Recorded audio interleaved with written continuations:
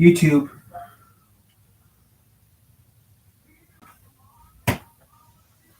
We can chase the cops off here.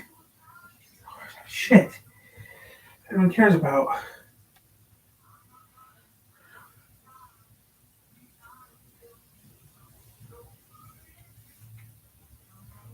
Although this may look like, and in fact is, a Scion XB, this is not a Scion XB. It's an E-Box from AC Propulsion. It's an electric car from 2008, and the technology in this thing is extremely impressive.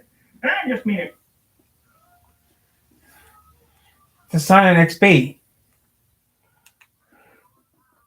This cutesy, bubbly, retro-styled, minty green car next to me is a Nissan Figaro, or as they called it in Japan, a Nissan Figaro. And it doesn't belong to me. It belongs to that was Alec from the YouTube channel Technology Connections. Hi, this is Alec from the channel Technology Connections. And this is his Nissan Figaro.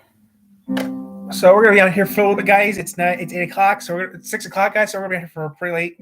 We're gonna be on for a couple hours. We're gonna be on for a couple hours. So yeah. Oh, I have it. Oh, okay then. Can I have it back? It's mine. Okay then. The Nissan Figaro was only made for 1 year, 1991, and it was one of Nissan's silly retro-styled Pike cars. Pike, according to Nissan's Heritage Collection website, is a word meaning edgy. There were 4 Pike cars produced at Nissan. Yep, and actually 2 of the Pike cars. There was the Nissan Figaro. Seen it? You'd be very familiar with by now. There was the Nissan POW. Seen the POW. That my mom likes very much. There was the Nissan BE1, B1, B-1. Not sure which one it is. Which is a small hatchback that I like very much. So we're staying on for. We're gonna stay all night long. It's a small cargo van that everyone likes very much because I actually seen the POW, the Figaro in person. Although it may not look at it first glance, it's not a hatchback or a silly snail-shaped van. It's a convertible.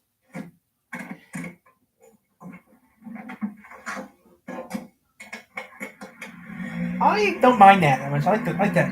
Actually, I would have been having the Stitcher 2CV. I can steal your doors and you can know it. This car was only made for 1 year. You can't steal the door.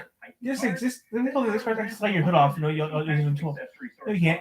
Have you approved yet? It's not really branded as a Nissan. Why do you do that? It is a Nissan, but the only two places on the car where it says Nissan. Car's like an origami. One in the front and one on the back. Figaro is much more prominent in the branding. The original production run was only supposed to be 8,000 cars, but Figaro lust was so high that Nissan made another 12,000 of them to meet demand. That's 20 Figaros in total. Demand for the Figaro was so high that Nissan. I like to have sexy things. Think of, but yeah. With a lottery. I'm sure that made demand go even higher. These cars will also experienced a bout of popularity in the UK, despite only ever being designed for and sold in Japan. One such notable Figaro owner from the UK was Eric Clapton. No, that's Eric Clapton, you idiot. Right, Eric Clapton. No. As you can see, this Figaro is green. More specifically, it's emerald green. Figaros were only available in 4 different colors. That's one color for each season. There was emerald green for spring, pale aqua for summer, topaz mist for autumn, and lapis gray for winter. Oh, we have a gray. Groovy. These front fenders are not metal. They're thermoplastic resin to save weight, I guess. Speaking of which, this Figaro only weighs 18. So how's everyone doing today? You put your answer in the chat and you put, hey, how's everyone going? Good? This hatch right here is not the trunk. You probably already knew that because you saw the convertible top fold into it. This skinny slot down here is the trunk. It's not very tall because of all the convertible top storage up here. Yeah, Figaro. It's very deep. It goes in there quite a way.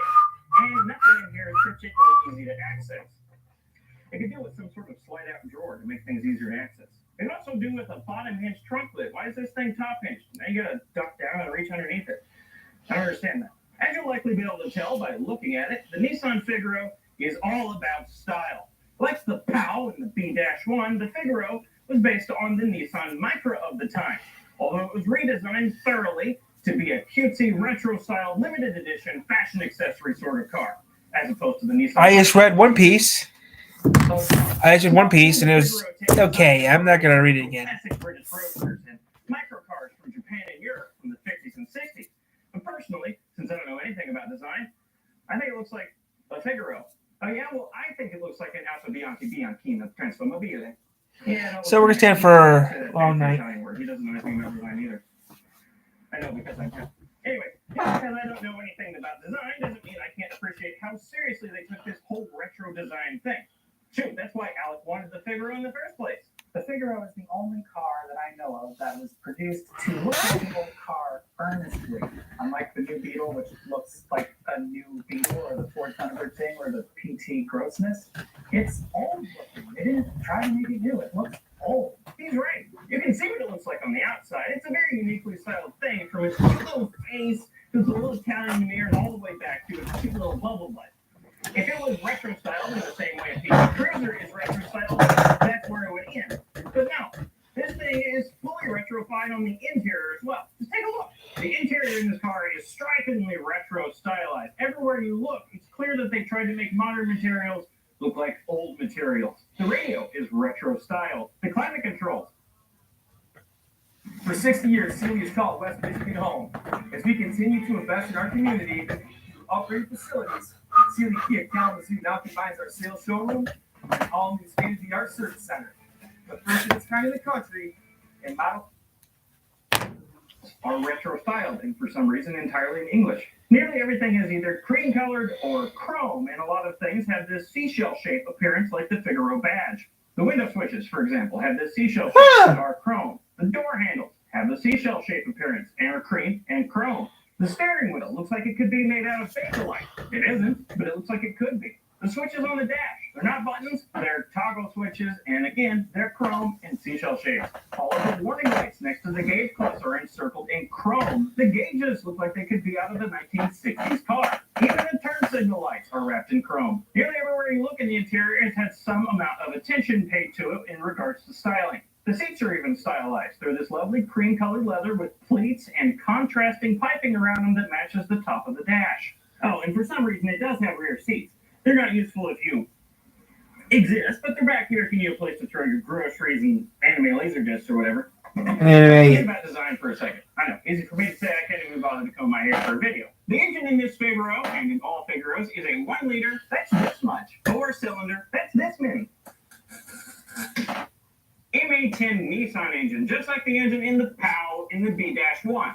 Sort of. You see, the POW and the B1 have an MA10S Nissan engine. This is the MA10ET, meaning unlike the POW and the B1, the Figaro's engine has a turbo. That's one of these. That's not a turbo. Oh, well then what is it? The horn. That means unlike the POW and the BE1-1-1, which have a silly 51 horsepower, the Figaro has a healthy 75 horsepower and 78 torques. Considering this thing only weighs 1,800 pounds and is the size of a Figaro, that's a pretty decent amount of power. I should note that while the Figaro is more powerful than the POW and the BE1, it's also heavier than both of them. The transmission, it's front-wheel drive by the way, in all Figaros was a 3-speed automatic. The POW and the PE1 also had this same 3-speed automatic, but they were also available with an optional 5-speed manual. Ow. Sadly, the only transmission choice in all Figaros was a 3-speed automatic. But that's okay, automatic transmission suits the character of this car fairly well. Speaking of, out here on the open road is where this thing really drives. It's truly a car. Okay, look, I don't have much to say about the driving experience. It drives like a small economy car, because it is one. It's a small economy car that graduated top of its class in art school, but it's still a small economy car. If I were to just ignore all the kitschy charms surrounding me, close my eyes and experience the Figaro, well, I'd probably crash. But also, it would feel like I'm driving an early 90s Civic or something, albeit a Civic with a hard plastic steering wheel mounted on the wrong side of the car. If I had to be specific, I'd say the steering is relaxed, the suspension is a wee bit firm, almost crashy at times, and the transmission shifts more readily than I would have expected. Oh, and the engine makes pretty much the exact right amount of power. I don't know any better way of saying that. It's not underpowered unless you're not driving like a normal person, and it's not overpowered, it's not sporty or anything, it's just right for the car. But Robert, I hear you say, you've been overwhelmingly positive about the Figaro so far. Are you feeling okay? I thought your favorite hobby was complaining. Well, yes, you're right. My favorite hobby is complaining. What am I doing? The Figaro is very lovely, but it's not perfect. I do have complaints. It's the transmission. Like I said, it shifts more federally than I would have expected from an automatic transmission of this era. Yeah. The automatic transmission perfectly suits the fashionable drop-top cruiser nature of this car, but the problem is it just doesn't have enough gears. I've driven other cars with 3-speed transmissions, and in those cars, the gears were more widely spaced. In this, no. You shift into third gear at like 25 miles an hour, and then there's nothing left. It's like they started with a 4 or 5-speed transmission and just took out the top 2 gears. As a result, at 60 miles an hour, it's revving at almost 4,000 RPM. And that's just too high. I know this thing was meant as a city car, but it's not like there's no highways in Japan. And that's really my goal. What did you get? A 94. That's good. AAA Auto Insurance scored a 94.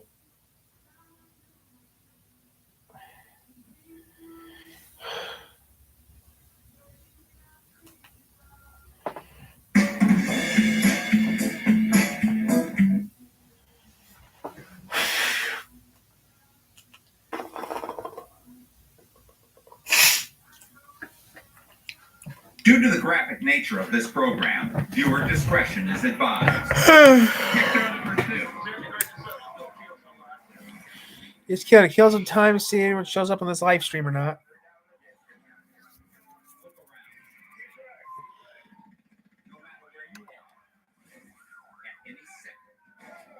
It could happen to you. Because desperate criminals use desperate measures. No matter who gets in the way. For the next 60 minutes, we'll get a close-up view. Might get off in a little bit. Do something else. Yeah.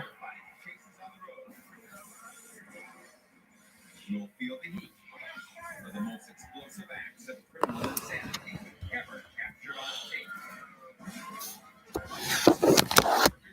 I might get off in a minute. Yeah, I might get off soon. No one likes these videos. I don't know why. Everyone prefers to. Yeah, I'm gonna get off.